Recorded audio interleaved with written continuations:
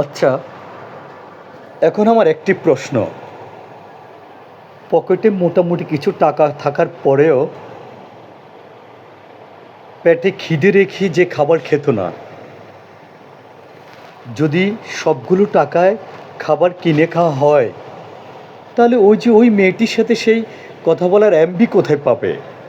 বা যদি তার সাথে সাক্ষাৎ করার জন্য বলে, যাওয়ার ভাড়া কোথায় পাবে? সেই অসীমেরা এখন কেমন আছে? আর শেষ পর্যন্ত কি ওই মেয়েটির সাথে তার সম্পর্কটি ছিল? আসলে আমরা অসীমদের জন্য কেউ কিছু করতে পারি না।